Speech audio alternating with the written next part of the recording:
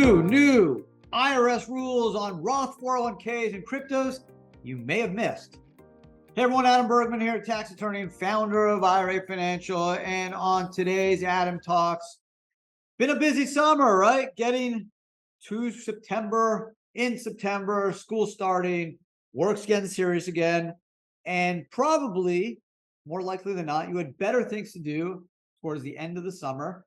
Through Labor Day weekend, worried about 2 new IRS rules, one proposed and one rule on Roth 401ks and cryptos that you probably missed, right? You got better stuff to do. You're probably at the beach or at the lake, fishing, swimming, doing something fun. And that's my job, to keep you in the loop on anything and everything involving the IRS, IRAs, cryptos, alternative assets. So let's start with August 25th, 2023. The IRS announced in IRS Notice 2023-62 that the catch-up contribution rule starting in 24 that was going to allow 401ks or force 401ks for participants over the age of 50 to force them to make the catch-up in Roth.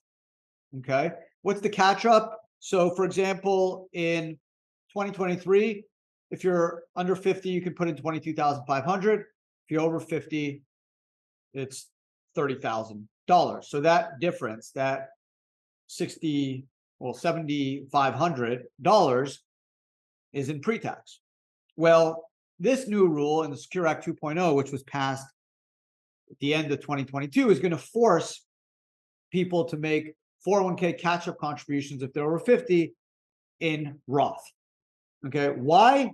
Because clearly the IRS wants to limit tax deductions. So they're saying, okay, we'll let you put extra money in if you're over 50, but it's going to have to be Roth, not pre-tax, because we want to limit people's ability to take tax deductions. Because guess what?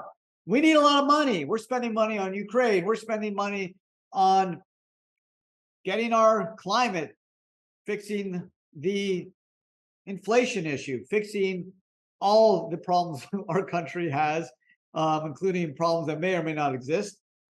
And we need extra money. So the way to get some extra money is increase taxes, and you increase tax revenue by limiting deductions. So this rule was supposed to go into effect 2024. Again, people over 50, 401k, the catch-up contribution would have to be in Roth. They decided to push this rule to 2026. Why? Because no one was ready for this. They only gave people a year to prepare. A lot of 401ks don't even have Roth options. It's going to take a lot of time to get software, procedures, policies in place to allow people to do this. Payroll, it's a big mess. So to give people 1 year was crazy to begin with. And this was a complaint many tax professionals had. Thankfully, the IRS listened, and they're going to push this until 2026. So starting in 26, anyone over 50 doing a 401k catch-up contribution, going from whatever the number will be at that point, that catch-up contribution will have to be in Roth,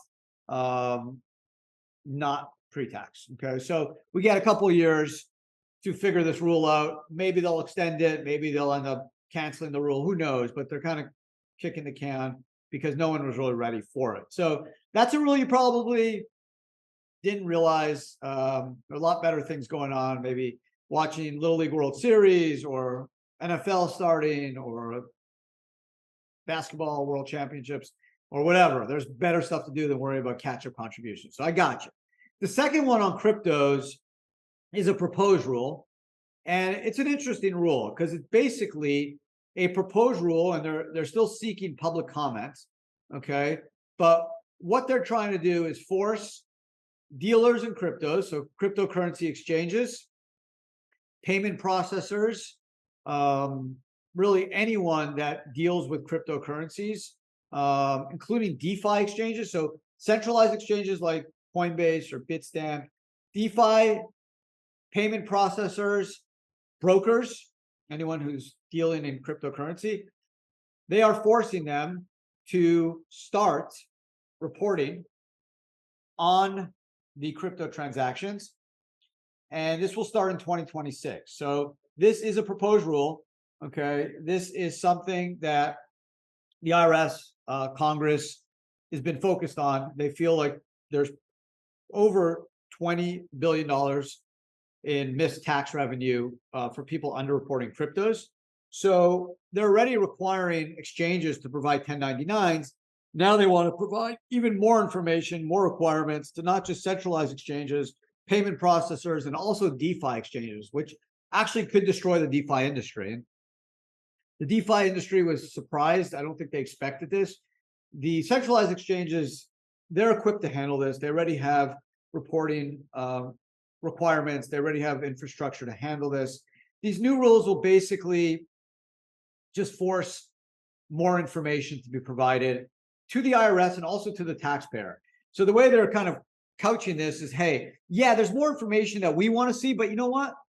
It's also going to help individual taxpayers because they get a more detailed picture of what their tax exposure is or what their tax liability is. So this, again, goes squarely to the intent of the government to give the IRS more power to crack down on crypto tax cheats. So it's going to be very interesting how this applies to DeFi exchanges. DeFi exchanges right now literally do not provide any data or information to the IRS. Most of the tax evasion is believed to happen in DeFi, where an exchange essentially is decentralized. It just matches buyers and sellers, and it doesn't actually do KYCs. It doesn't actually step in the middle and broker the transaction. It basically just kind of connects people.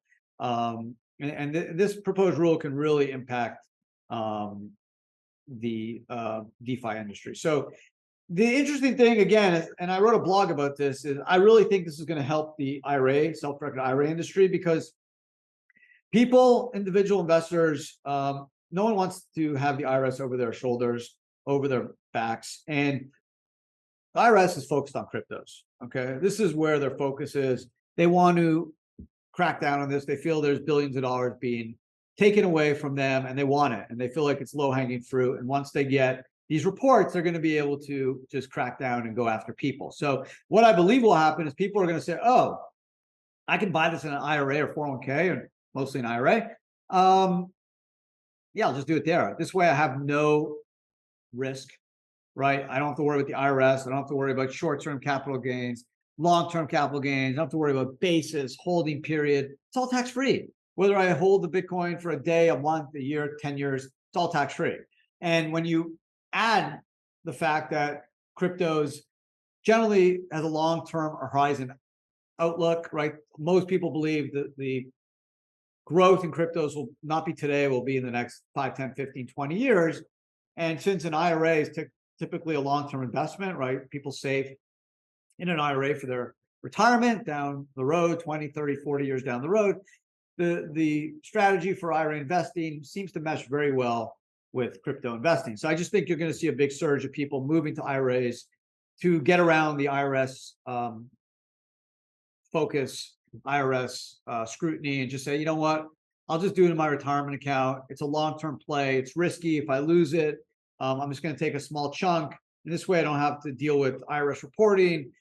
My accountant's charging me all this money because they have to go through all this data, whether it's a Schedule D on the 1040, which has to be prepared if you buy and sell cryptos personally. And now there'll be extra reports in 2026 that will be provided to the taxpayer, and especially for traders, they're trading quicker than 12 months, where they'll have to pay ordinary income tax, short-term capital gains treatment on those trades. Might as well do it in an IRA where you can defer tax, or if you do it in a Roth IRA, it will be tax-free. So I do expect the IRA industry to grow significantly by the use of crypto investors, realizing that, hey, I might as well just do this in an IRA.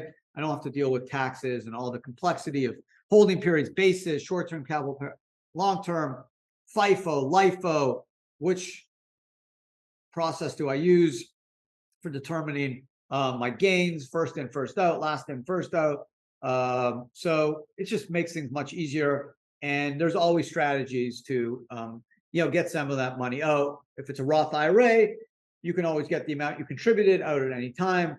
But if you wait till you're 59 and a half and the Roth's been open 5 years, you can pull out whatever you want tax-free too. So that's my prediction. I think you're just going to see more and more congressional, Senate focus on cryptos. The IRS is pushing, Treasury is pushing. They feel like there's many billions of dollars left on the table that they could just grab low-hanging fruit from you and I, that if they force exchanges, brokers, payment processors to report, they're going to crack down on these tax cheaters, because they're going to realize they're going to get caught, and it's going to increase compliance and generate more revenue for the government, which is their business. That's what they want to do. So there it is. Those are the two rules you probably missed out in the last couple of weeks when you were hopefully enjoying the end of your summer. And hopefully this podcast gave you all the info you need on the Roth catch-up, which is now being pushed out to 2026. So you can still do pre-tax if you are catching up over 50, 22.5 to 30, or whatever it is next year and the year after. And now for cryptocurrency, if you're a crypto investor, note that in 26 for the 25 year, the IRS is going to get a lot more information on what you're doing, and it's going to actually force decentralized exchanges, assuming this proposed rule gets passed, from also providing that information. So using a DeFi exchange may not be your worst solution, and you should be on the lookout and be aware that using a DeFi platform will still require you to pay taxes, because the reporting will be done and the IRS will have that data at their fingertips. So thanks for hanging out today. I appreciate it. I hope you guys enjoyed the podcast. It's a weekly podcast. It drops generally every Wednesday. We try to stay on a schedule. I've been doing this over 5 years, and it's just so much fun. So thanks for all the support. You guys are really, really, truly awesome, and I really, really appreciate it. So have an amazing rest of your day, and I hope to see everyone again next week. Take care and be well.